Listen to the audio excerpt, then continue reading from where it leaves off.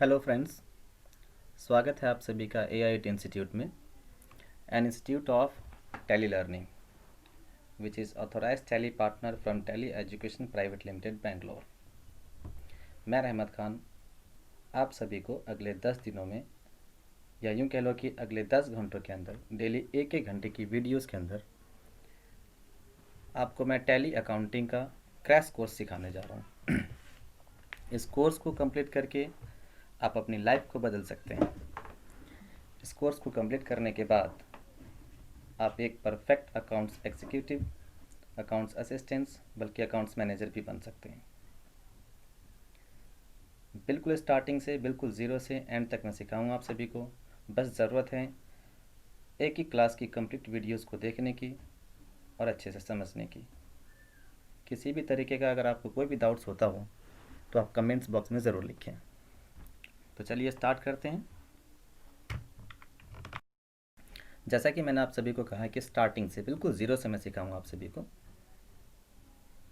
देखिए, अगर आप टैली सीखना चाहते हैं या टैली में अकाउंटिंग कोर्स सीखना चाहते हैं तो जाहिर सी बात है कि आपको अकाउंटिंग नॉलेज होनी चाहिए। अगर आपको अकाउंटिंग नॉलेज नहीं है, अगर आप आर्ट्स बैकग्राउंड से, चाहे कॉमर्स बैकग्राउंड से, इवन साइंस बैकग्राउंड से, कुछ ऐसे बच्चे होंगे जो कॉमर्स से होते हुए भी अकाउंटिंग नॉलेज ना हो, और आर्ट्स और साइंस वालों ने बिल्कुल ही नहीं अकाउंट्स के बारे में पढ़ा होगा, तो घबराने की ज़रूरत नहीं है। मैं आपको बिल्कुल ज़ीरो से, बिल्कुल स्टार्टिंग से सिखाऊंगा एंड तक। बस ज़रूरत है आपको सही से वीडियोस देखने की और समझने की।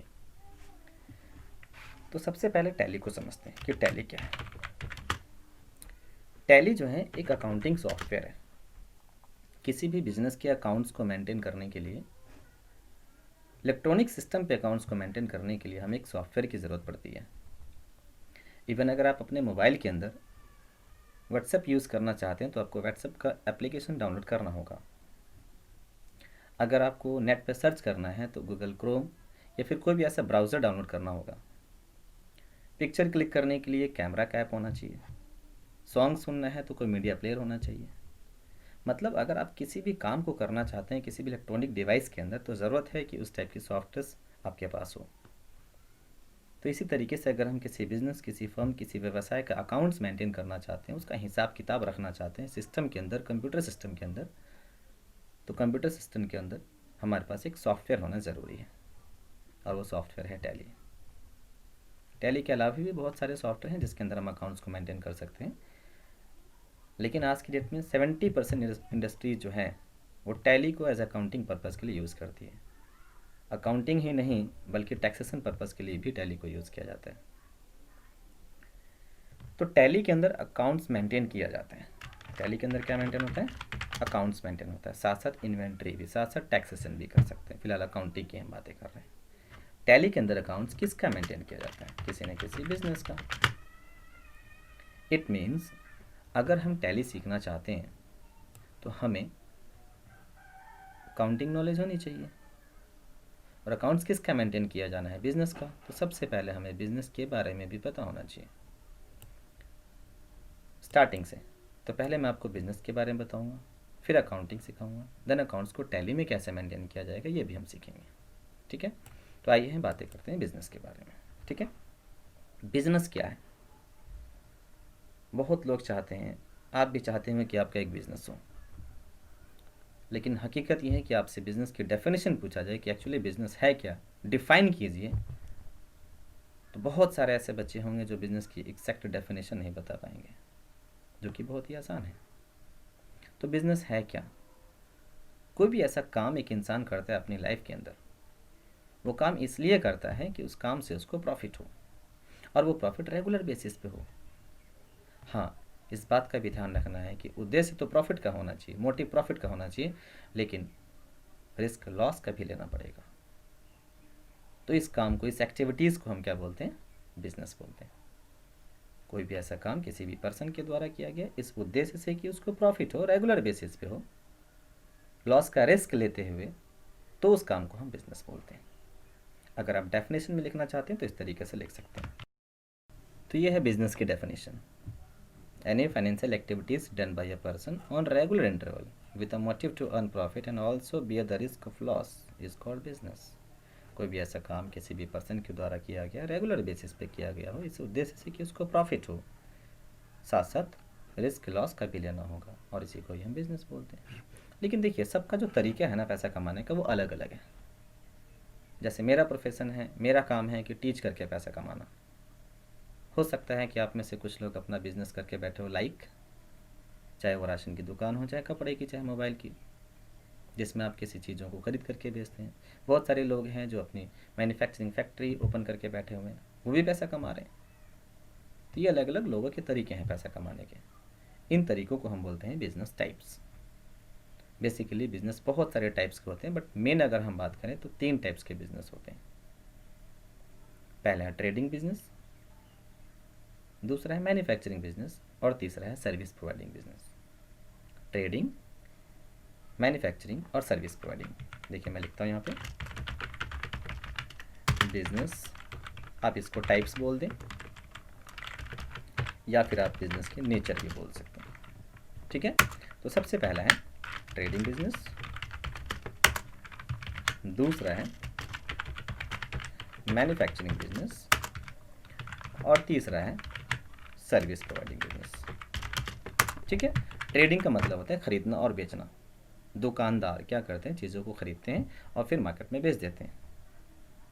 मैन्युफैक्चरिंग का मतलब होता है बना करके फिर बेचना। फैक्ट्रियों में चीज़ों को पहले बनाया जाता है फिर बेचा जाता है। दोनों का ही मतलब पैसा ही कमाना है, लेकिन तरीका दोनों का अलग अलग है। और सर्विस का मतलब होता है सेवाएं, किसी की हेल्प करके, किसी की मदद करके फिर पैसा कमाना। जैसे मैं आपको टीच कर रहा हूँ, मैं कुछ बेच नहीं रहा आपको।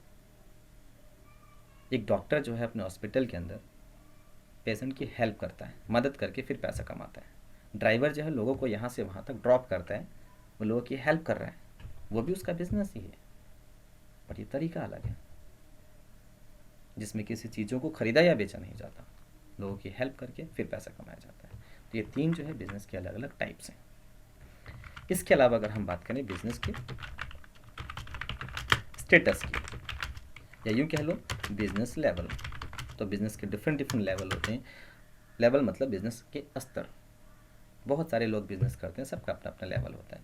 लेवल का मतलब यहाँ पे पैसों से नहीं है कि आपने कितने लाख रुपए लगा दिए, कम लगा दिया तो छोटा लेवल, ज़्यादा लगा दिया तो बहुत बड़ा लेवल, ऐसा नहीं है। बिज़नेस के लेवल का मतलब ये है कि बिज़नेस के अंदर कितने नंबर ऑफ ओनर्स हैं, कितने मालिक हैं। तो बिज़नेस के जो लेवल होते हैं वो 3 टाइप्स के होते हैं। ठीक है, कौन कौन से? पहला होता है सोल प्रोप्राइटरशिप। 3 होते हैं। तो ये 3 डिफरेंट डिफरेंट स्टेटस है बिजनेस के। पहला है सोल प्रोप्राइटरशिप। सोल मीन्स होता है अकेला, प्रोप्राइटर मीन्स मालिक होता है। तो कोई भी ऐसा बिजनेस जिसका सिर्फ एक मालिक हो, उसको हम बोलते हैं सोल प्रोप्राइटरशिप। पार्टनरशिप का मतलब होता है साझेदारी, जब 2 या 2 से ज़्यादा पर्सन मिल करके बिजनेस करते हैं। और कंपनी आपको पता ही होगा, वो बिजनेस जिसने अपना रजिस्ट्रेशन कंपनी एक्ट 1956 के अंडर करवा रखा है, जो कि एक्ट ख़त्म हो चुका है, या फिर अब एक नया एक्ट है कंपनी एक्ट 2013, जिसके अंडर जिसने भी अपना बिजनेस इस एक्ट के अंडर में रजिस्टर्ड करवा रखा है, इस बिज़नेस को हम कंपनी बोलेंगे। सिंपल से इसकी पहचान है प्राइवेट लिमिटेड या फिर लिमिटेड। ठीक है, ये 3 डिफरेंट डिफरेंट बिजनेस के लेवल होते हैं। एक और चीज़, बिजनेस ट्रांजेक्शन्स। ट्रांजेक्शन्स का मतलब होता है बिजनेस के लेन देन। हम बिजनेस करते हैं, उस बिजनेस के अंदर हम लेन देन करते हैं, और लेन देन बहुत सारी चीज़ों का करते हैं। बिजनेस के सभी लेन देन को डिफरेंट डिफरेंट पार्ट्स में डिवाइड कर दिया गया, इसलिए क्लासीफाई कर दिया ताकि जब हम आगे अकाउंटिंग को रीड करेंगे, अकाउंट्स को पढ़ेंगे, तो वहाँ पे हमें दिक्कतें ना हो। तो बिज़नेस के लेन देन को अकाउंटिंग पर्पज़ से, अकाउंटिंग नज़रिए से 4 पार्ट्स में डिवाइड किया गया है। कोई भी बिज़नेस हो, छोटा बिज़नेस हो चाहे बड़ा बिज़नेस हो, कोई भी बिज़नेस 4 से ज़्यादा लेन देन नहीं करता, ना ही 4 से कम करता है। 4 ही लेन देन होती है बिज़नेस की। क्या क्या है मैं यहीं सामने लिख देता हूँ। पहला है असेट्स, ये अकाउंटिंग वर्ड्स हैं। दूसरा है लाइबिलिटीज़, तीसरा है एक्सपेंसेस, और चौथा है इनकम। तो बिज़नेस में जो लेन देन होती है ये इन्हीं चारों चीज़ों का किया जाता है। कोई भी बिज़नेस हो, चाहे छोटा चाहे बड़ा, कितना ही बड़ा बिज़नेस क्यों ना हो, इन 4 से ज़्यादा लेन देन कोई भी बिज़नेस नहीं करता। और कितना ही बड़ा अकाउंटेंट क्यों ना हो, इन 4 से ज़्यादा चीज़ों का अकाउंट्स मेंटेन नहीं होता। हमें इन्हीं चारों को अच्छे से आगे रीड करना है।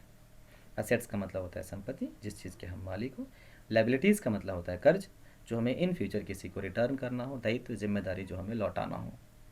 एक्सपेंसेस का मतलब है खर्चे, जैसे कि हमने बिजनेस किया, बिजली का बिल दिया, किराया दिया, सैलरी दिया। इनकम, जैसे मैं आपको टैली सिखा रहा हूँ, तो टैली सर्विस जो है मेरे लिए वो इनकम है। मुझे कहीं से ब्याज मिल गया वो भी मेरे लिए इनकम है। मुझे कहीं से कमीशन मिल गया वो भी मेरे लिए इनकम है। ठीक है, तो बिजनेस की ये 4 ट्रांजेक्शन्स होती है।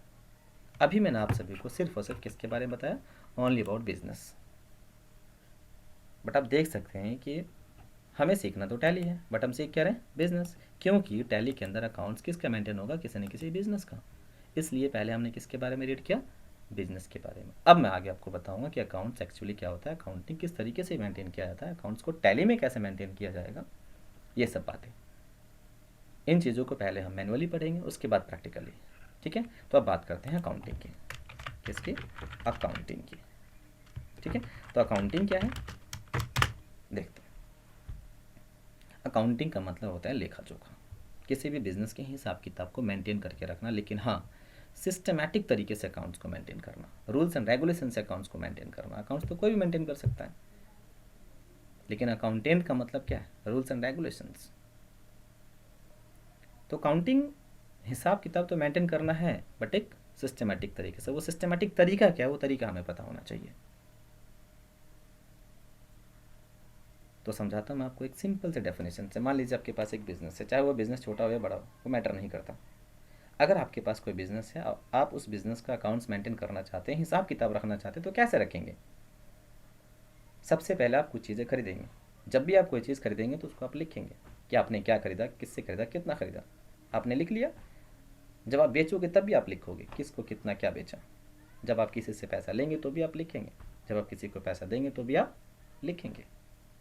इसका मतलब ये है कि अकाउंटिंग में सबसे पहले हमें लिखने का काम करना होता है। जो भी हम लेन देन कर रहे होते हैं, इन सभी को कहीं ना कहीं लिखना है। अकाउंटिंग लैंग्वेज में लिखना मतलब रिकॉर्ड कर लेना, रिकॉर्डिंग करना पहला काम होता है। हमने लेन देन को लिख लिया, अब हमें ये भी तो पता होना चाहिए ना कि हमें किससे कितना पैसा लेना बाकी है और किस किस को कितना पैसा देना बाकी है। हमने कौन सी चीज़ कितनी खरीदी, कितनी बेची और कितनी बच गई। हर एक पर्सन, हर एक वस्तुओं की इन्फॉर्मेशन अलग अलग होनी चाहिए। अगर मैंने बिजनेस के अंदर 10 अलग अलग पार्टियों से सामान खरीदा है, 10 लोगों को मैंने कस्टमर को सामान बेचा है, तो हमें हर एक पर्सन की इन्फॉर्मेशन अलग अलग जाननी होगी। मुझे पता होना चाहिए कि उस मिस्टर एक्स से कितना पैसा लेना है या फिर उस मिस्टर राम को कितना पैसा देना है। तो सभी के खातों को अलग अलग बांटना होता है, जिसको हम बोलते हैं क्लासिफिकेशन करना, विभाजित कर देना, वर्गीकरण करना। तो पहला काम आपने देखा कि रिकॉर्डिंग करना, लिखना, और दूसरा काम होता है उसको अलग अलग बांटना। ठीक है, हमने बिजनेस के लेन देन को लिख लिया, उसको हमने अलग अलग बांट भी दिया। अब क्या करें। सही से अगर आप देखें तो बिजनेस हम क्यों कर रहे हैं, प्रॉफिट अर्न करने के लिए। तो हमें कितना प्रॉफिट हुआ है, हमें कितना लॉस हुआ है एक बिजनेस के अंदर, ये भी तो पता लगाना ज़रूरी है। तो उस प्रॉफिट या लॉस का पता लगाने के लिए हमने अकाउंट्स को मेंटेन किया। तो हमने लेन देन को लिखा, फिर हमने सबको अलग अलग बांटा। अब हम एक रिजल्ट बनाएंगे, हम ये देखेंगे कि हमें कितने का प्रॉफिट हुआ, कितने का लॉस हुआ। निचोड़ निकालने की कोशिश करेंगे, ये जानने की कोशिश करेंगे कि अब बिजनेस में कितनी संपत्ति और कितना कर्ज है। तो उस रिजल्ट को, निचोड़ को हम बोलते हैं समरी बनाना। समरी का मतलब होता है समराइजेशन।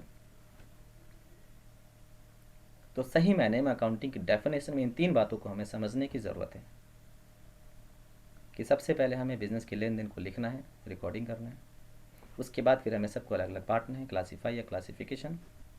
उसके बाद फिर हमें एक रिजल्ट बनाना है, दैट इज समरी या यूँ कह लो समराइजेशन। अब अगर आप इसको डेफिनेशन में लिखना चाहते हैं तो लिख सकते हैं। बुक की लैंग्वेज को अगर आप देखेंगे थोड़ा सा डिफर नज़र आएगा, मीनिंग सेम है, थोड़ा लेंथी है। ठीक है, तो अकाउंटिंग की डेफिनेशन क्या है ज़रा देखते हैं। तो ये सिंपल डेफिनेशन है आपके सामने अकाउंटिंग की। आप इसको चाहें तो और लेंथी कर सकते हैं, डीप लिख सकते हैं। It's a process of recording, classification and summarisation of business transactions in terms of money. लेकिन देखिए, अगर आप किसी भी काम को करना चाहते हैं, अकाउंट्स को मेंटेन करना चाहते हैं, तो ज़रूरी है कि आपको अकाउंटिंग का स्टेप पता होना चाहिए कि हमें पहले क्या करना है, उसके बाद क्या करना है, फिर क्या करना है। ठीक है, तो अकाउंटिंग के स्टेप में क्या क्या करना है ज़रा देखते हैं आगे। तो ये अकाउंटिंग के स्टेप्स हैं जिसमें सबसे पहले हमें रिकॉर्डिंग करना होता है, मतलब कि जो भी हमने लेन देन किया उसको लिखना होता है। उसके बाद फिर हमें सभी को अलग अलग क्लासीफाई करना होता है, सभी के पर्सनस की इन्फॉर्मेशन को अलग अलग डिवाइड करना होता है। फिर ट्रायल बैलेंस होता है। देखो हमने रिकॉर्डिंग की, सभी को लिखा, फिर हमने अलग अलग बांटा। हमने लिखा और बांटा, हो सकता है कि लिखते और बांटते वक्त हमसे गलतियाँ हो गई हो, फिर इन दोनों को हमें चेक भी करना होगा। अगर हमने चेक नहीं किया तो हमारा रिपोर्ट या रिजल्ट गलत आ जाएगा। इन दोनों की चेकिंग और वेरिफिकेशन के लिए हमें बनाना होता है ट्रायल बैलेंस। देखिए नाम से क्लियर हो रहा है, ट्रायल। ट्रायल का मतलब ही होता है जांचना, चेक करना, वेरीफाई कर लेना। फिर जब हम ट्रायल बैलेंस बनाते हैं तो उसमें हम चेकिंग करते हैं बैलेंसेस की। उसके बाद फिर हमें फाइनल रिजल्ट निकालना होता है कि एक्चुअली में हमें कितना प्रॉफिट या लॉस हुआ, जिसके लिए हमें 3 डिफरेंट रिपोर्ट को तैयार करना होता है। एक होता है ट्रेडिंग अकाउंट, एक होता है प्रॉफिट एंड लॉस अकाउंट, और तीसरा होता है बैलेंस शीट। इन सभी को हम डीपली आगे रीड करेंगे। फिलहाल ये बेसिक इन्फॉर्मेशन है बिजनेस और अकाउंटिंग के बारे में। तो पहले हमने देखा कि बिजनेस क्या होता है, कितने टाइप्स के होते हैं। उसके बाद हमने सीखा कि अकाउंटिंग क्या होता है और क्या स्टेप्स जो हमें फॉलो करना होगा। देखिए हम बात कर रहे हैं टैली के अंदर अकाउंट्स को मेंटेन करने की। तो टैली के अंदर अकाउंट्स किसी बिजनेस का मेंटेन होता है। हमने पहले बिजनेस के बारे में रीड किया, फिर हमने अकाउंट्स के बारे में रीड किया, लेकिन अकाउंट्स को मेंटेन कैसे करना है वो भी हमने स्टेप्स देखा। अब रही बात, ये कंप्लीट स्टेप्स है जो किसी भी अकाउंट्स को मेंटेन करने के लिए हमें फॉलो करना होता है। ठीक, तो अकाउंट्स को मेंटेन करने के लिए हम एक सॉफ्टवेयर को यूज़ करना चाहते हैं जो कि टैली है। क्यों टैली को यूज़ किया जाता है, टैली में ऐसी क्या खासियत है, क्या बेनिफिट है, हमें बेनिफिट पता तो होना चाहिए। देखिए इतना तो क्लियर है कि अगर आप अकाउंट्स को मेंटेन करना चाहते हैं तो ये ज़रूरी है कि अकाउंटिंग में सारा काम करना पड़ता है, रिकॉर्डिंग से लेकर के बैलेंस शीट तक। लेकिन अकाउंट्स को आप टैली में मेंटेन करना चाहते हैं तो टैली कहता है कि आपको सिर्फ और सिर्फ रिकॉर्डिंग करना है। On the basis of recording tally will generates all the reports automatically. Tally के अंदर अगर आप रिकॉर्डिंग कर देते हैं तो बाकी सारा काम टैली खुद ब खुद कर देता है। इसका मतलब ये है कि अगर हम एक काम करते हैं तो हमारा टाइम बचता है, बाकी सारा खुद ब खुद हो जाएगा। तो टाइम की बचत होगी, टाइम की वैल्यू आपको पता ही है। एक्यूरेसी भी होगी, रिजल्ट भी हमारा टाइम आ जाएगा। इसलिए हम टैली के अंदर अकाउंट्स को मेंटेन करेंगे। ये तो क्लियर है कि अकाउंट्स को मेंटेन करने के लिए ये सारा काम करना होता है, बट टैली के अंदर अकाउंट्स को मेंटेन करने के लिए ओनली रिकॉर्डिंग करना होता है। तो इसका मतलब हमें टैली सीखना है तो रिकॉर्डिंग सीखना होगा। तो रिकॉर्डिंग क्या होता है, किस तरीके से, क्या रूल्स एंड रेगुलेशंस हैं, इसको भी पहले हम मैनुअली सीखेंगे। आज ही हम सीखेंगे रिकॉर्डिंग कैसे किया जाता है। ठीक, तो चलिए अब सीखते हैं रिकॉर्डिंग। रिकॉर्डिंग का मतलब होता है ट्रांजैक्शंस को लिखना। जर्नल जैसे आपने देखा, अकाउंटिंग लैंग्वेज में कह दूं तो डेबिट एंड क्रेडिट करना। जैसे देखिए मैं यहाँ पे लिखता हूँ,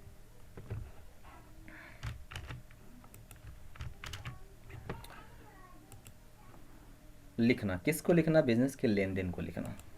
जैसे मैं यहाँ पे एक सेंटेंस लिखता हूँ, लाइक वी परचेज लैपटॉप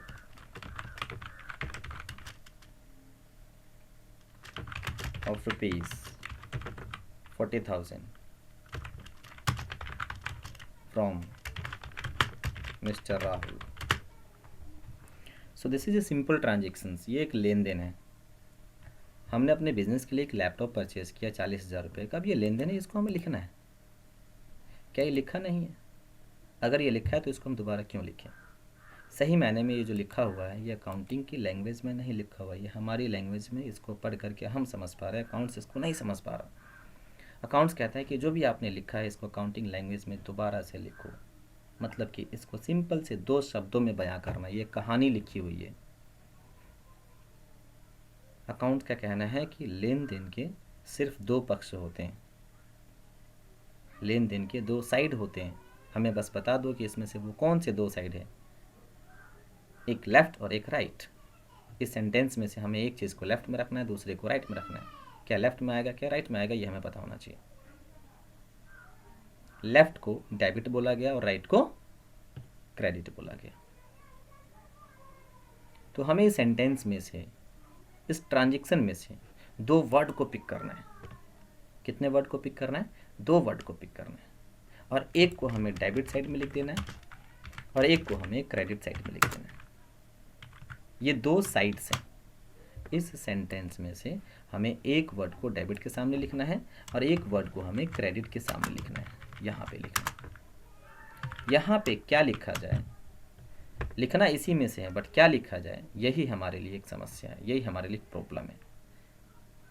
इस प्रॉब्लम की सॉल्यूशन के लिए रूल्स बना दिए गए। क्या बना दिए गए? रूल्स बना दिए गए। दो रूल्स हैं,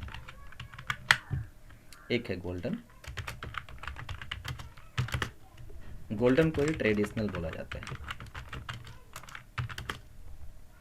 इसी ट्रेडिशनल को ब्रिटिश रूल भी बोलते हैं क्योंकि इसको ब्रिटिश ने बनाया था। एक और रूल है जनरल रूल, इसको मॉडर्न बोलते हैं, जो कि नया रूल है। इसको अमेरिका ने बनाया इसलिए इसको अमेरिकन रूल भी बोलते हैं। तो वी हैव टू रूल्स, हमारे सामने दो रूल्स हैं, हम दोनों में से कोई भी यूज़ कर सकते हैं। इन्हीं दो रूल से हमें समझना है, यही दो रूल हमें सिखाएगा कि हमें इस ट्रांजैक्शन में से क्या डेबिट में लिखना है और क्या क्रेडिट में लिखना है। अपनी मर्जी से कुछ भी नहीं करना। स्पेशली नॉन कॉमर्स के स्टूडेंट्स जो आर्ट्स या साइंस साइड से, उसको इन बातों पे बहुत अच्छे से ध्यान देना है, जो बहुत ज़रूरी है। जिन्होंने पहले से सीखा हुआ है, मुझे लगता है कि उसे भी अच्छे से ध्यान देना चाहिए, क्योंकि कुछ नई बातें मैं आपको ज़रूर सिखाऊंगा इसके अंदर। तो ये सेंटेंस है जिसको कि हमें लिखना है, डेबिट एंड क्रेडिट करना है, जिसके लिए रूल्स कितने बना दिए गए? दो, गोल्डन एंड जर्नल। पहले मैं सिखाऊंगा आपको गोल्डन रूल। कौन सा rule? Golden rule. Golden rule ने क्या किया?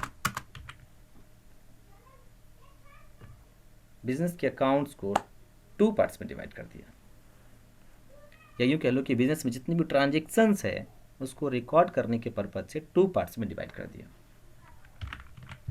एक है पर्सनल और दूसरा है इम्पर्सनल।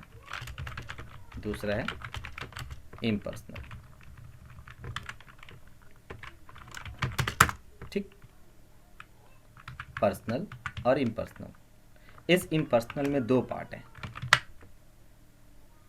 ए रियल अकाउंट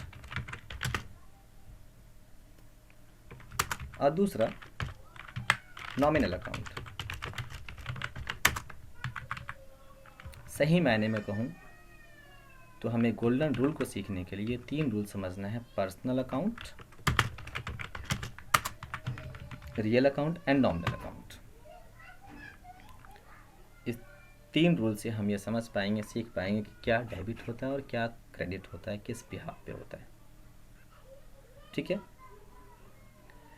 देखिए सबसे पहले मैं आपको बता दूं कि हर एक सेंटेंस, हर एक ट्रांजैक्शंस के दो साइड होते हैं। हमें ये पता लगाना है कि इनमें से कौन से दो वर्ड हैं, दो वर्ड्स हैं जिसको कि डेबिट और क्रेडिट में लिखना है। पहले ये पहचानना है कि इसमें से कौन से दो वर्ड्स हैं, उसके बाद फिर ये तय करना है कि किसको डेबिट में लिखना है और किसको क्रेडिट में लिखना है। तो पहले पहचानना हम सीखेंगे कि क्या इसमें से पिक किया जाए। तो पर्सनल अकाउंट कहता है, as per rules of personal account कहता है, अगर आप देखो इस रूल को सही से पढ़ो, मैं सिंपल से एक छोटा सा ट्रिक बताऊंगा आपको। देखो पर्सनल में से अगर आप AL हटा दे तो ज़रा देखिए क्या दिख रहा है, पर्सन मीन्स व्यक्ति। तो ये पर्सनल अकाउंट कहता है कि आप ट्रांजैक्शन में से किसी पर्सन का नाम उठाओ, किसी न किसी पर्सन का नाम उठाओ। और आपको बता दूं, as per accounting purpose there are two types of persons. One is natural person, second is artificial person. एक हम आप लोग जो इंसान हैं, और एक वो कंपनी बिजनेस का नाम, वो भी एक पर्सन है। बस फ़र्क ये है कि वो एक आर्टिफिशियल पर्सन है जो बोल नहीं सकता, जो चल नहीं सकता, जो देख नहीं सकता। तो पर्सनल अकाउंट कहता है कि हमें किसी सेंटेंस मतलब कि किसी ट्रांजैक्शन में से किसी भी पर्सन के नाम को पिक करना है, किसी भी पर्सन के नाम को पिक करना है। और आप देख पा रहे होंगे कि इस ट्रांजैक्शन के अंदर पर्सन का नाम क्या है? मिस्टर राहुल। मिस्टर राहुल एक पर्सन का नाम है। हो सकता था कि यहाँ पे किसी दुकान का, किसी कंपनी का नाम हो, वो भी एक पर्सन ही होता। तो हमने सेंटेंस में से पर्सन के नाम को पिक कर लिया। यहाँ पे मैं सिर्फ पर्सन का नाम बस लिख देता हूँ। ये मत समझना कि मैं पर्सन के नाम को फिलहाल डेबिट कर रहा हूँ, नहीं, मैंने सिर्फ दो चीज़ों को पिक किया। बाद में तय करूँगा कि क्या डेबिट होगा और क्या क्रेडिट होगा। तो पर्सनल अकाउंट क्या था है, किसको पिक करना है, पर्सन के नाम को। किसको पिक करना है, पर्सन नेम को। रियल का मतलब होता है वास्तविक। हमें सेंटेंस में से दो वर्ड चाहिए, हमें ट्रांजेक्शन में से दो वर्ड चाहिए। अभी तो हमने एक ही पिक किया है, वो क्या, पर्सन। अब दूसरा पर्सन तो है नहीं, तो दूसरा रूल तो है ना, इम्पर्सनल का first part real account. Real का मतलब क्या होता है, वास्तविक। ऑल असेट्स, रियल का मतलब क्या है, ऑल असेट्स, मतलब कि संपत्ति। आप ट्रांजेक्शन को पढ़ो और देखो कि इसमें किसी वस्तु का नाम है क्या, किसी संपत्ति का नाम है क्या। We purchase a laptop of ₹40,000। Laptop एक वस्तु का नाम है। लैपटॉप क्या है, एक वस्तु है। तो पर्सनल अकाउंट ने कहा कि पर्सन के नाम को पिक कर लो, रियल अकाउंट ने कहा कि वस्तु के नाम को पिक कर लो। तो इसलिए अब हम यहाँ से क्या पिक करेंगे, लैपटॉप को। हमें सेंटेंस में से, हमें किसी ट्रांजेक्शन में से कितने वर्ड चाहिए, दो। हमने पिक कर लिया दो चीज़।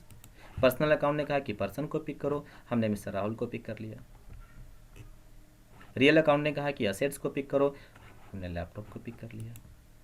अब ये तय करना है कि इसमें से किसको डेबिट करना है और किसको क्रेडिट करना है।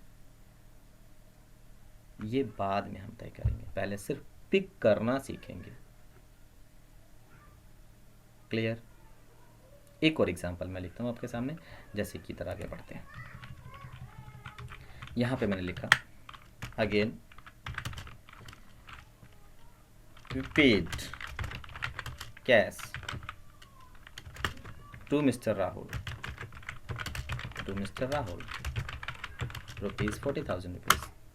अब मुझे सेंटेंस में से, इस ट्रांजेक्शन में से फिर से दो वर्ड को पिक करना है, दो वर्ड को पिक करना है, एक डेबिट के लिए और एक क्रेडिट के लिए। वो कौन से दो वर्ड, रूल को देखते हैं। रूल कहता है कि सबसे पहला पर्सनल रूल को फॉलो करो, पर्सनल अकाउंट को फॉलो करो, जो कि कहता है कि पर्सन के नाम को पिक करो। तो क्या इस सेंटेंस के अंदर पर्सन का नाम दिखाई दे रहा है आपको, exact. Again mister Rahul is person, तो हमने पिक कर लिया मिस्टर राहुल। अब दूसरा चीज़, क्या दूसरा कोई पर्सन है, नहीं है, बिल्कुल नहीं है। तो क्या, रियल, वस्तु के नाम को देखेंगे। तो वस्तु का नाम क्या है, संपत्ति क्या है इस सेंटेंस के अंदर, कैश, पैसा एक वस्तु है, तो यहाँ पे लिखेंगे हम कैश। That's it.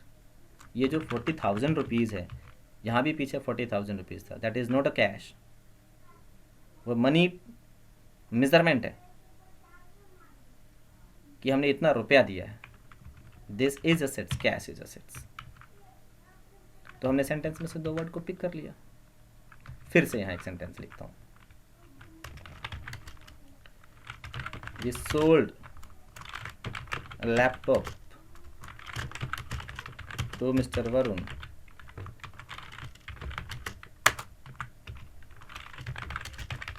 फॉर ₹45,000। मुझे फिर से इस सेंटेंस, इस ट्रांजेक्शन में से दो वर्ड चाहिए।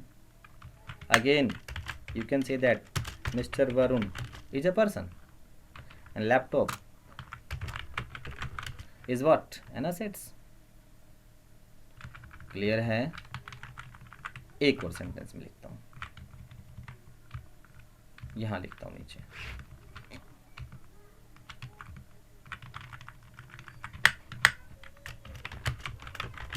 we paid cash for rent ₹10,000। अब मुझे सेंटेंस में से दो वर्ड चाहिए।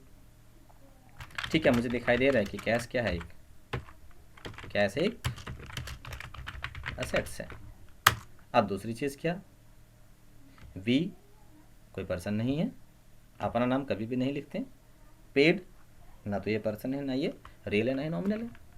कैश हमने पिक कर लिया। रेंट की बात करते हैं, रेंट क्या किसी पर्सन का नाम है, किराया नहीं। क्या ये कोई वस्तु है, सामान है, देख सकते हैं, नहीं। तो अगर आपको पर्सन ना दिखाई दे, अगर आपको कोई वस्तु ना दिखाई दे, तो किसकी हेल्प लेना है, नॉमिनल, जिसको आप देख नहीं सकते, टच नहीं कर सकते। लाइक रेंट, क्या आप किसी भी बिजनेस का, किसी कंपनी, किसी बिल्डिंग का किराया को देख सकते हो, नहीं देख सकते, बिल्कुल नहीं देख सकते हम। तो किराया क्या है, एक लॉस है बिजनेस के लिए, खर्चा है बिजनेस के लिए, तो हम यहाँ पे लिखेंगे क्या, रेंट। क्या लिखेंगे, rent. Rent is what, expenses. सही मायने में कहूँ तो नॉमिनल अकाउंट कहता है कि आप किसी बिजनेस के अंदर से एक्सपेंसेस और इनकम को पिक कर लो। क्या पिक करो, एक्सपेंस और इनकम को पिक करो। नॉमिनल कहता है एक्सपेंसेस को और इनकम को पिक करो। एक्सपेंसेस के साथ साथ हमें लॉसेस पे भी ध्यान देना है, इनकम के साथ साथ हमें प्रॉफिट पे भी ध्यान देना है, प्रॉफिट या गेन कह लो आप। क्लियर है, ठीक। तो सही मायने में हम सेंटेंस में से दो वर्ड्स को इस तरीके से पिक करना है। एक छोटा सा एग्जांपल और मैं यहाँ पे लिख देता हूँ।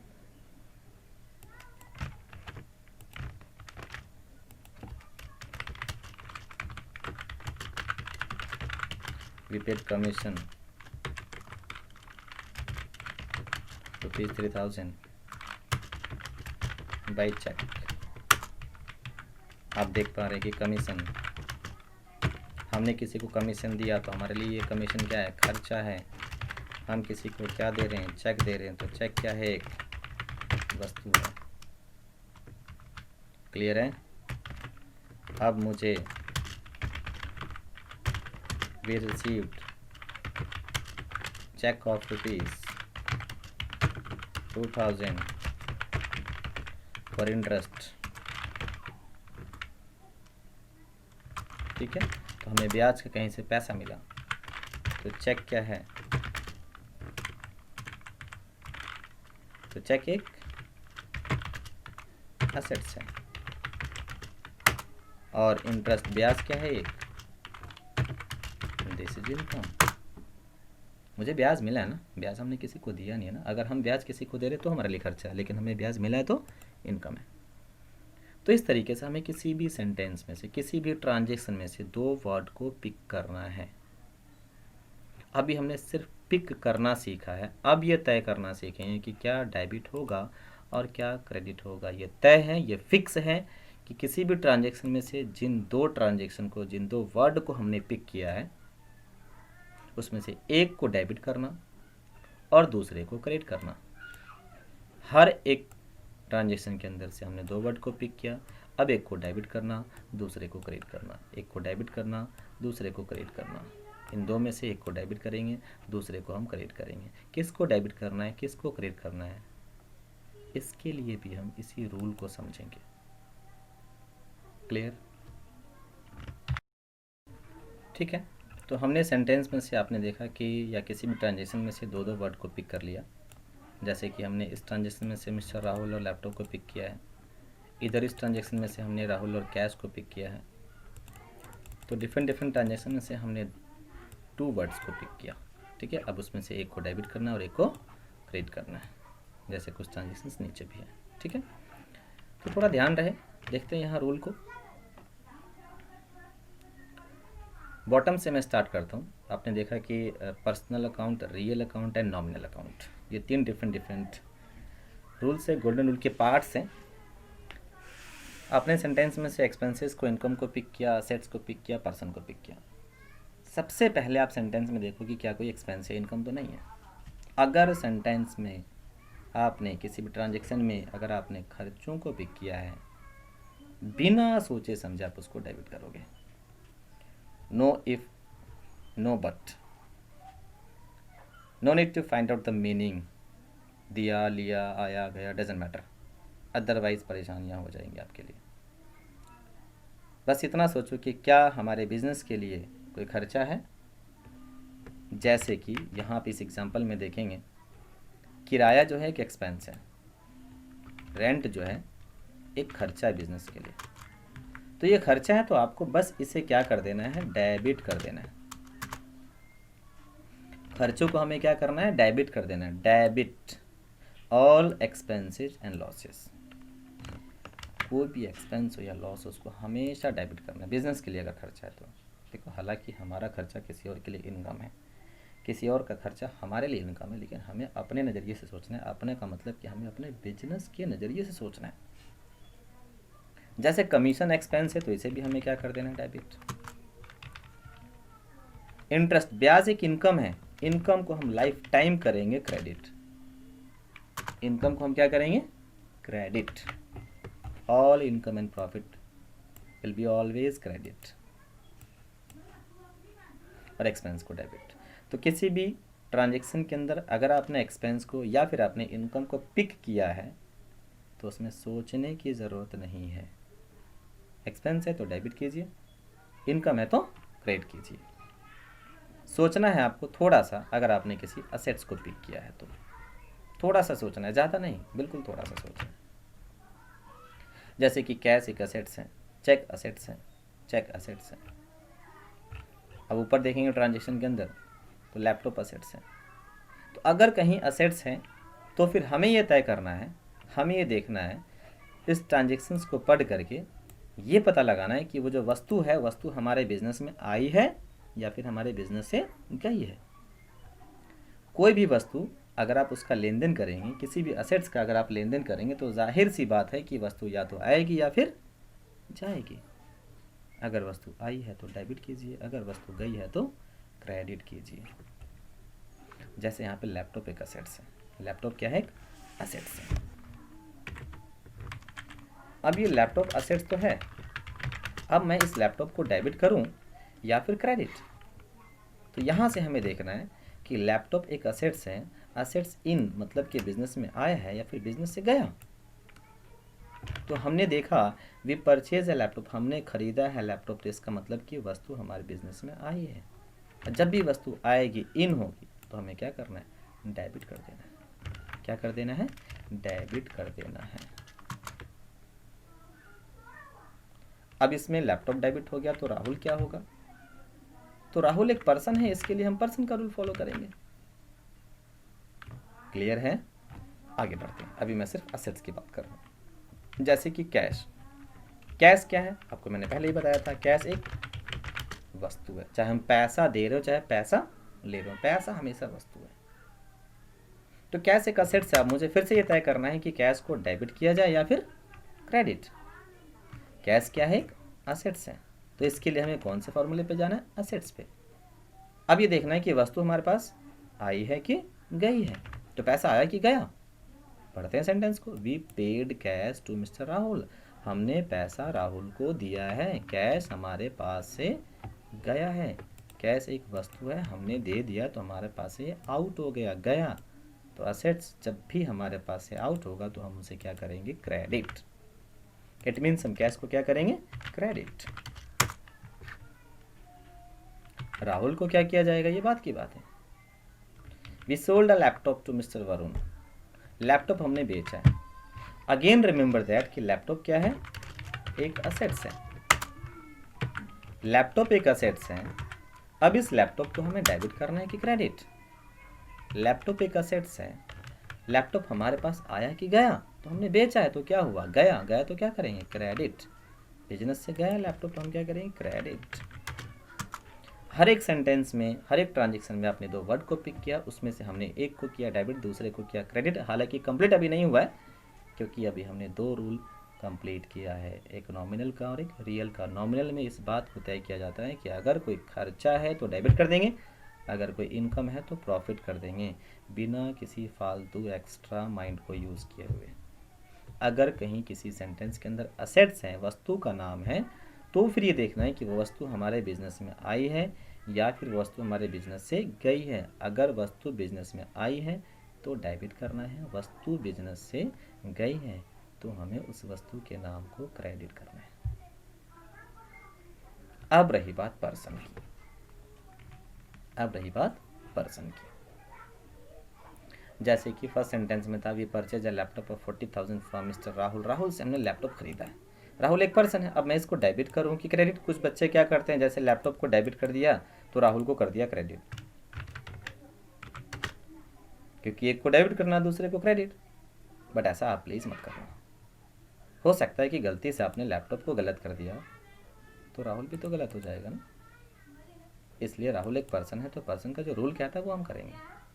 राहुल क्या एक पर्सन है, पर्सन के रूल को फॉलो करते हैं। पर्सन का रूल कहता है, देखो किसी भी पर्सन से अगर आप लेन देन करेंगे, ये फिक्स है आप अपनी बिजनेस के अंदर किसी व्यक्ति को या तो कुछ देंगे या फिर कुछ आप उससे लेंगे। इस बात का थोड़ा ध्यान रखना कि हम अपने बिजनेस के अंदर कभी भी अपना नाम नहीं किसी और का नाम लिखेंगे। जैसे कि आप मान लो आप एक दुकानदार हो, आपने कोई सामान किसी को उधार में बेचा है, आप ज़रूर लिखेंगे कि आपने बेचा है, तो अपने खाते में आप उसी का नाम लिखोगे ना जिसको कि आपने बेचा है, अपना नाम तो नहीं लिखेंगे। तो हमें देखना है कि हमने जिसको बेचा हम उस पर्सन को हम दे रहे हैं या उससे हम ले रहे हैं। जब भी किसी सेंटेंस के अंदर, किसी ट्रांजेक्शन के अंदर किसी पर्सन का नाम हो, जैसे राहुल एक पर्सन है, तो हमें देखना है कि हम इस राहुल को दे रहे हैं कि राहुल से हम ले रहे हैं। क्या दे रहे हैं, क्या ले रहे हैं, ये नहीं सोचना, बस ये सोचना है कि हम दे रहे हैं या फिर ले रहे हैं। क्या ले रहे हैं, क्या दे रहे हैं, वो बिल्कुल नहीं सोचना।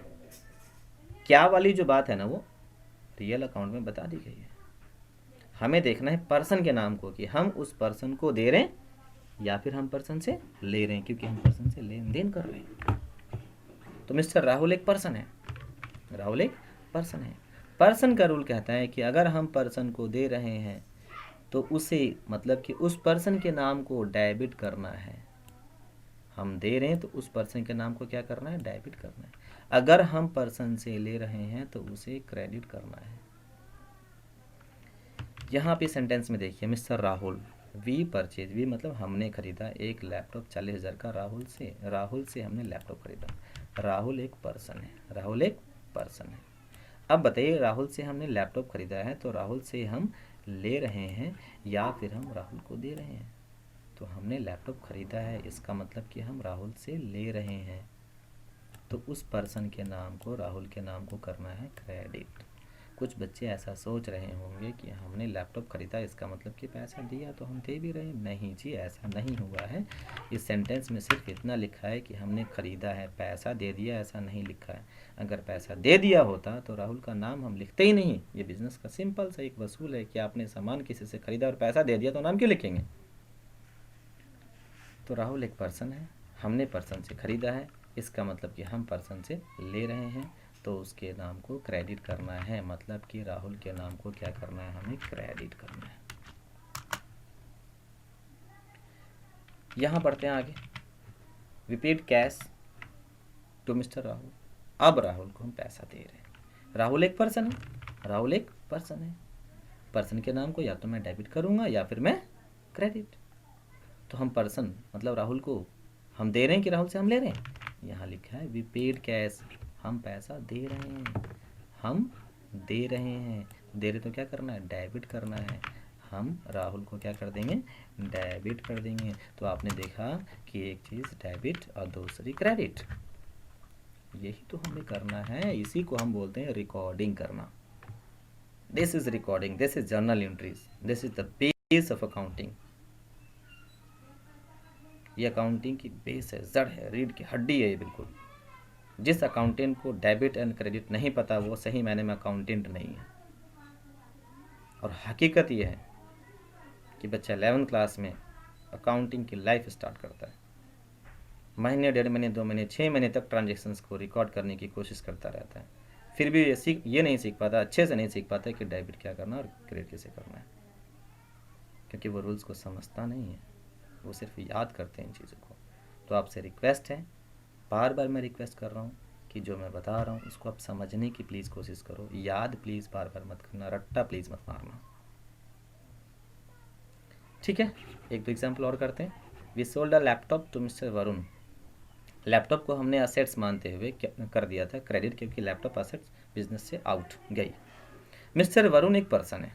अब वरुण को क्या किया जाए, तो पर्सन का रूल कहता है अगर हम पर्सन को दे रहे हैं तो डेबिट, अगर हम पर्सन से ले रहे तो क्रेडिट। हमने वरुण को लैपटॉप बेचा, तो वरुण को हम दे रहे कि ले रहे हैं, वरुण को हम दे रहे हैं, इसका मतलब डेबिट। तो उसके नाम को हमें क्या कर देना, डेबिट कर देना।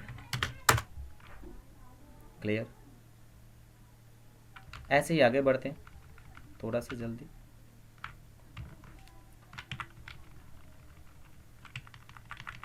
यहाँ we paid cash for rent. Rent expense था, जैसे मैंने कहा था कि खर्चा तो सोचने की जरूरत नहीं, डेबिट कर देना। कैश क्या असेट्स है ना, वस्तु है ना, तो पैसा आया कि गया। कैश असेट्स है तो पर्सन का रूल प्लीज मत लगाना, असेट्स है तो असेट्स वाला रूल, पैसा आया कि गया यहाँ पे लिखा है वी पेड कैश, हमने दिया तो हमारे पास से आउट हो गया, इसका मतलब कैश को हमें करना है क्रेडिट, तो यहाँ पे करेंगे हम कैश को credit.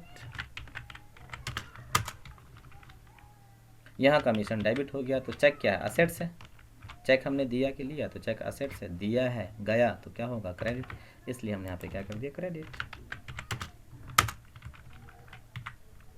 We receive cheque of ₹2000 for interest, हमने चेक रिसीव किया 2000 रुपये का इंटरेस्ट के लिए, ब्याज के तौर पे, तो चेक क्या असेट्स है, चेक असेट्स है, आया कि गया, आया है तो डेबिट होगा, तो चेक डेबिट हो गया।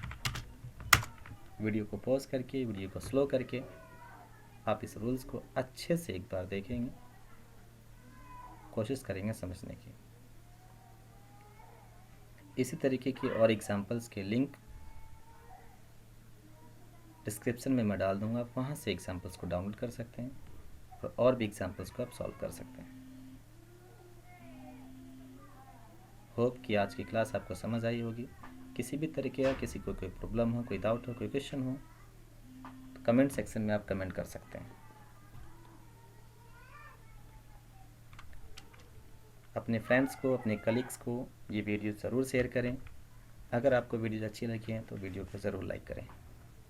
Thank you so much. मिलते हैं सेकंड